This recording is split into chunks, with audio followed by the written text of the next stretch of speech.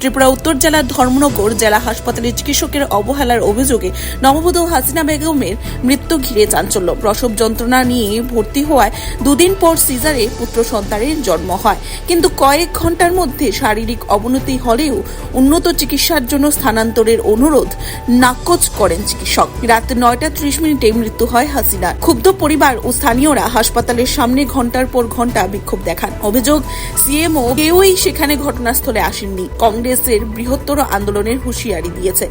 জেলা হাসপাতালে আইসিইউ নেই, সন্ধ্যার পর এক্স-রে বন্ধ। তাছাড়াও দুর্ঘটনার রোগীদের সরাসরি রেফার, এমন একাধিক অব্যবস্থার অভিযোগও উঠেছে।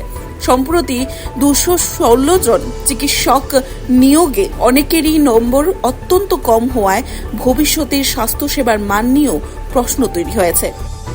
তো অত্যন্ত দুর্ভাগ্যজনক ব্যাপার। আমি 10টার সময় এখানে এসেছি।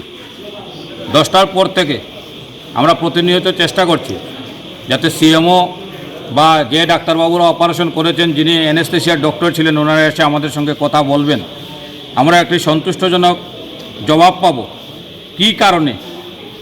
কী কারণে কোন গাফিলতিতে একজন সদ্য বিবাহিতা 22 বছরের মহিলা প্রথম সন্তান জন্ম দিতে গিয়ে কী গাফিলতিতে মারা গিয়েছে, তার কোনো সন্তুষ্টজনক উত্তর আমরা পাইনি।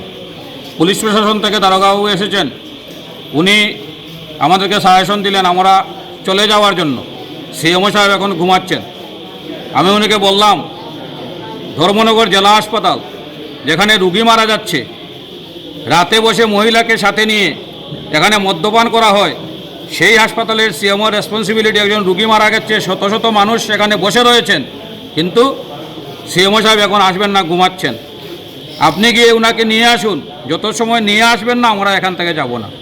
আমি পুনরায় আপনাদের মাধ্যমে সিএমও সাহেব এবং রাজ্যের স্বাস্থ্যমন্ত্রীর কাছে জানতে চাই, ধর্মনগর জেলা হাসপাতালের কেন এত বেহাল দশা?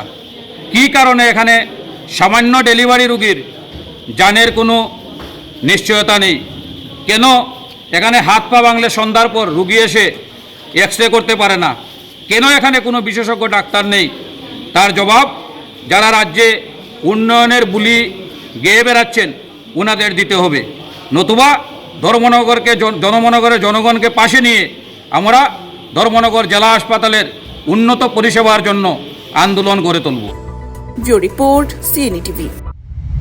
CNE TV, channel for news and entertainment.